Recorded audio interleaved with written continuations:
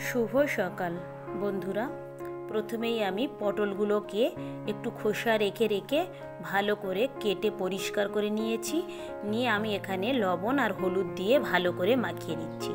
আমি এইভাবে লম্বাতে কেটেছি, আপনারা চাইলে আড়ে কেটে নিতে পারেন।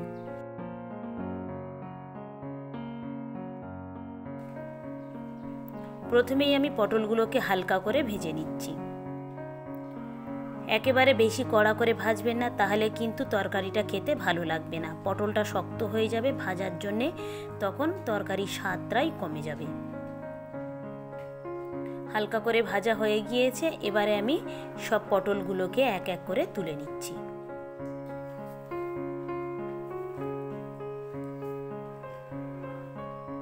এবারে আমি রান্নার জন্য অল্প করে একটু তেল দিয়ে দিয়েছি, দিয়ে তাতে কয়েকটা শুকনো লঙ্কার ফোড়ন দিয়ে দিয়েছি। এবার আমি দিয়ে দিয়েছি পেঁয়াজ এবং কাঁচা লঙ্কা। লঙ্কাটা কিন্তু আপনারা আপনাদের পছন্দ অনুযায়ী বাড়িয়ে কমিয়ে নিতে পারেন।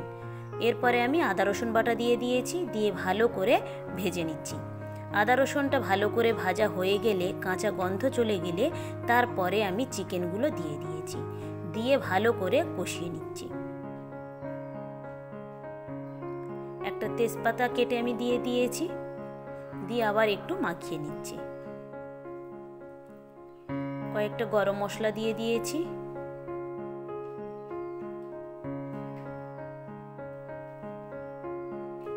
স্বাদ মতো লবণ দিয়ে সবগুলোকে ভালো করে মাখিয়ে নিচ্ছি।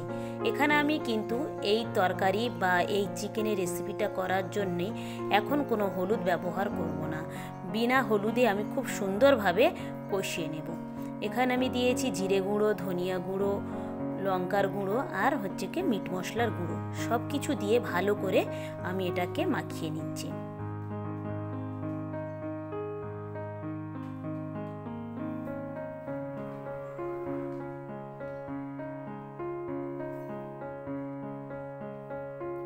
অল্প করে একটু জল দিয়ে দিয়েছি, যাতে মশলাগুলো পুড়ে না যায়, সেই জন্যে।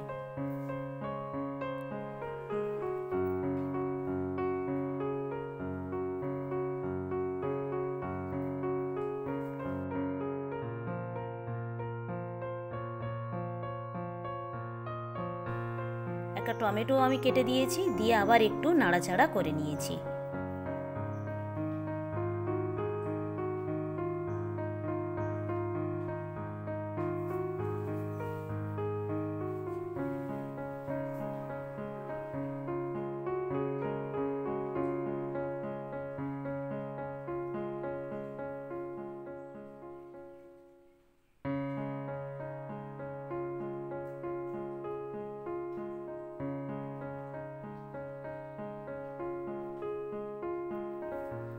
হাতে একটু সময় নিয়ে খুব সুন্দরভাবে আপনারা চিকেনটাকে কষিয়ে নেবেন, কারণ সবজি দিয়ে কষাতে গেলে কিন্তু ভেঙে যাবে।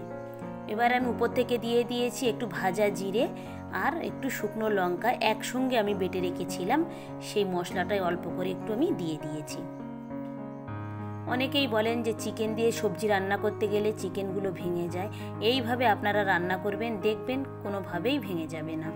এবারে আমি উপর থেকে ঝোলের জল দিয়ে দিয়েছি, তবে অবশ্যই ঝোলের জলটা আপনারা গরম জল ব্যবহার করবেন। আমি এখানে গরম জলই দিয়ে দিয়েছি, দিয়ে সবার শেষে আমি হলুদের গুঁড়ো দিয়ে দিয়েছি, দিয়ে একটু নাড়াচাড়া করে নিচ্ছি। এবার আমি এটাকে একটা ঢাকায় ঢেকে দিয়েছি। এটা ফুটে উঠলে তারপরে আমি এখানে সবজিগুলো অ্যাড করব। ভালোভাবে ফুটে গিয়েছে, আমি এবার এখানে সবজিগুলো সব দিয়ে দিচ্ছি। এইভাবে রান্না করবেন, দেখবেন সবজির কাঁচা কোনো গন্ধও থাকবে না, সবজিগুলো খুব সুন্দরভাবে সিদ্ধও হয়ে যাবে, আবার চিকেনের স্বাদও সবজির ভিতরে আপনারা পেয়ে যাবেন, এবং চিকেনগুলোও ছেড়েও যাবে না, ভেঙেও যাবে না, কিছুই হবে না।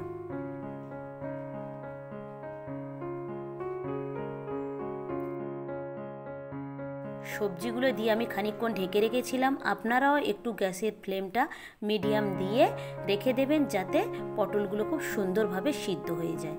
আমি আজকে তরকারিটা একটু ঝোল ঝোল রাখবো, তাই আমার তরকারি একেবারেই হয়ে গিয়েছে। একেবারেই পাতলা ঝোল করেছি চিকেন দিয়ে, দেখুন পটলের, খেতেও খুব সুন্দর লেগেছিল। ভিডিওটা তাহলে এখানেই শেষ করছি। ভালো থাকবেন, সুস্থ থাকবেন, আর ব্লগটি কেমন লাগলো অবশ্যই জানাবেন। ভালো লাগলে একটা সাবস্ক্রাইব করে দেবেন। দেখা হবে পরবর্তী ব্লগে।